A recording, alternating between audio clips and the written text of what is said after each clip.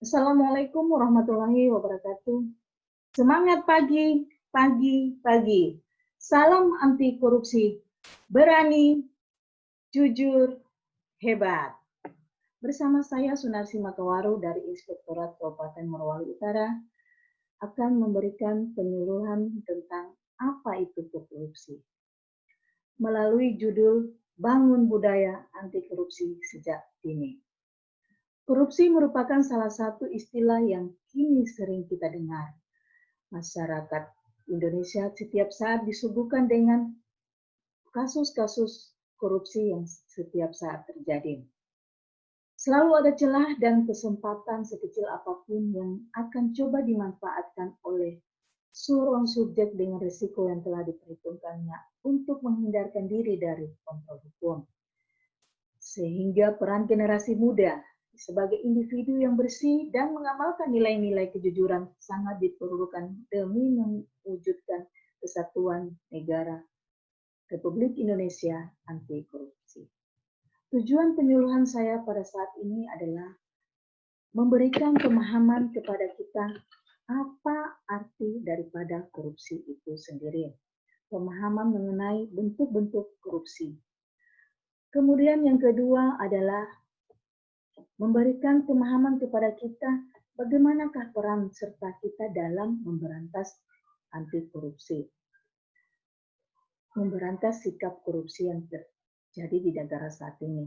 Kemudian yang ketiga adalah memberi pemahaman kepada kita nilai-nilai apa yang dapat kita anut dan kita yakini untuk memberantas tindak pidana korupsi. Korupsi secara harfiah berasal dari bahasa Latin yang berarti korupsi yang berarti busuk. Kemudian beberapa pakar berpendapat juga bahwa korupsi adalah suatu tingkah laku yang menyimpang dari tugas-tugas resmi jabatannya dalam negara, di mana untuk memperoleh keuntungan, status, atau uang yang menyangkut diri pribadi, perorangan, keluarga dekat, kelompok sendiri, atau melanggar aturan pelaksanaan yang menyangkut tingkah laku pribadi. Secara yuridis tertulis dalam Undang-Undang Nomor 31 Tahun 2019, Junto Undang-Undang Nomor 20 Tahun 2001, korupsi adalah setiap orang yang dengan sengaja dengan melawan hukum untuk melakukan perbuatan dengan tujuan memperkaya diri sendiri atau orang lain atau suatu korporasi yang mengakibatkan kerugian keuangan negara atau perekonomian negara. Apa saja bentuk-bentuk korupsi tersebut? Sesuai Undang-Undang Nomor 31 Tahun 2019, Junto Undang-Undang Nomor 20 Tahun 2001, tindak pidana korupsi dikelompokkan menjadi 7 delik tindak pidana korupsi yang pada awalnya adalah 30 delik tindak pidana korupsi. 7 bentuk tindak pidana korupsi tersebut adalah yang pertama, penyalahgunaan wewenang sehingga merugikan keuangan negara. Merugikan keuangan negara adalah penyalahgunaan wewenang sehingga yang merugikan keuangan negara. Sebagai contoh, kendaraan dinas yang seharusnya dipakai untuk pekerjaan pejabat malah dipakai untuk pergi berliburan. Kemudian yang kedua adalah suap menyuap. Suap menyuap adalah memberi sejumlah uang yang memberikan sejumlah uang kepada pejabat publik untuk memenuhi kebutuhan si penyuap. Contoh adalah seseorang yang terjerat dalam kasus di pengadilan mencoba menyuap hakim, saksi, mencoba menguap hakim, jaksa, ataupun penyidik dari kepolisian untuk dapat ia terbebas dari jeratan hukuman di pengadilan. Kemudian yang ketiga adalah penggelapan dalam jabatan. Pelaku tindak korupsi ini adalah mereka yang memiliki jabatan tertentu yang akan melakukan tindakan apapun dengan cara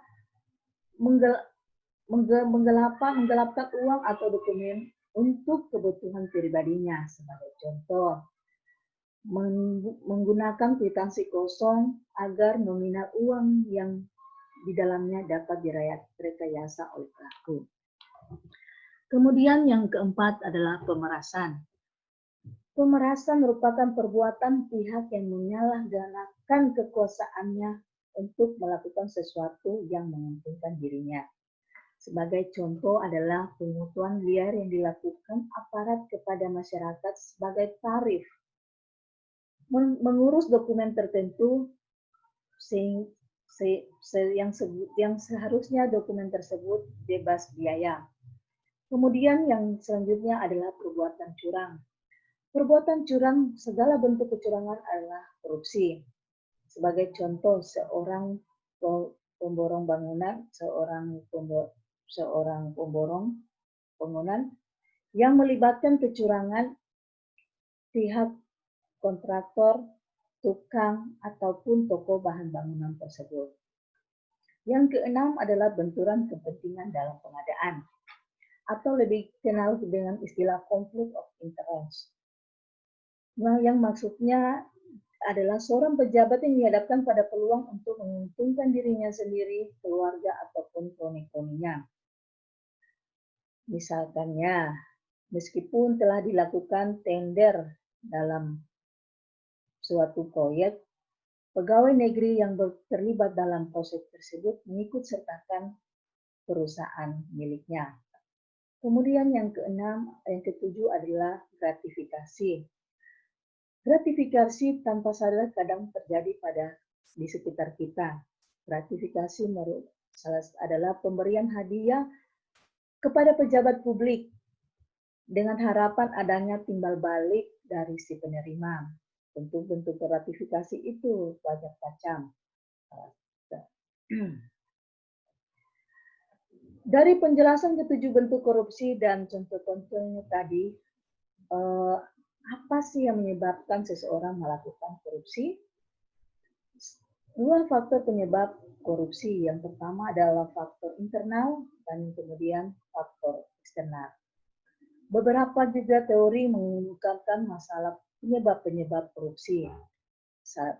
Ada yang dikenal dengan teori korupsi dari Jack Bollock, yaitu Ghosn Theory.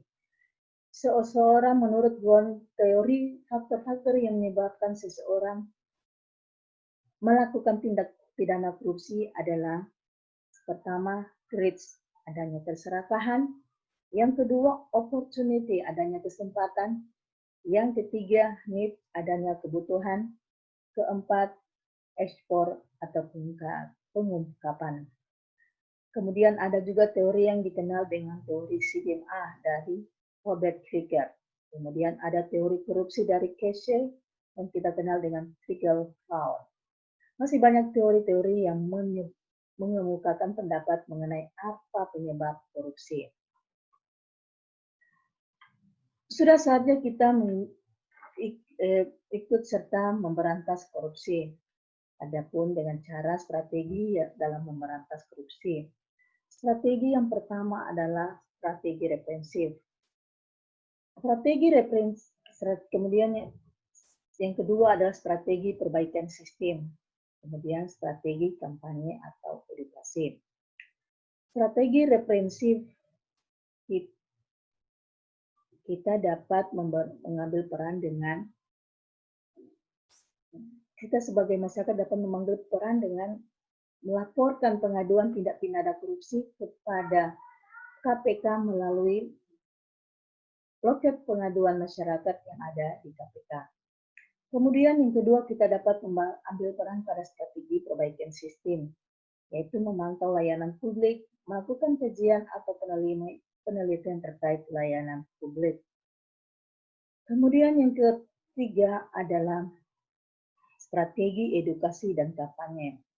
Salah satu hal yang penting dalam pemberantasan korupsi adalah kesamaan pemahaman mengenai korupsi itu sendiri. Dalam strategi kampanye, kita dapat mengambil peran dengan antara lain menulis lagu-lagu anti korupsi, menulis cerpen dan puisi, membuat vlog anti korupsi sesuai dengan minat dan bakat yang ada pada diri kita sendiri. Sudah saatnya kita bersama membangun nilai-nilai untuk memberantas korupsi. Nilai-nilai anti korupsi kita kenal dengan nilai-nilai integritas. Nilai integritas adalah bertindak secara konsisten antara apa yang dikatakan dengan tingkah lakunya sesuai dengan nilai-nilai yang dianut. Nilai-nilai itu dapat berasal dari nilai kode etik di tempat dia bekerja, nilai masyarakat, atau nilai moral pribadi. Sembilan nilai itu terdiri dari jujur, disiplin, tanggung jawab, adil, berani, peduli, kerja keras, sederhana, dan mandiri. Yang pertama adalah nilai integritas jujur. Jujur, orang yang jujur akan konsisten dengan apa yang dikatakan, dengan apa yang dilakukannya. Kemudian yang kedua adalah tanggung jawab. Tanggung jawab adalah menyelesaikan pekerjaan sesuai dengan amanah yang diberikan dengan baik, tidak mengelak, berani memikul segala akibat atas pekerjaan yang dilakukannya. Kemudian disiplin. Disiplin adalah sikap mental yang untuk melakukan hal-hal yang seharusnya pada saat yang tepat dan benar-benar menghargai waktu. Kemudian nilai etos kerja, nilai mandiri, kerja keras, sederhana. Mandiri dimaknai dengan keadaan dapat berdiri sendiri tanpa bergantung pada orang lain. Kita harus memiliki sikap mandiri agar kita mampu menahan godaan dari korupsi. Selain itu diperlukan kerja keras. Kerja keras adalah kegiatan yang dikerjakan sungguh-sungguh tanpa mengenal lelah atau berhenti sebelum target dicapai. Kemudian sederhana.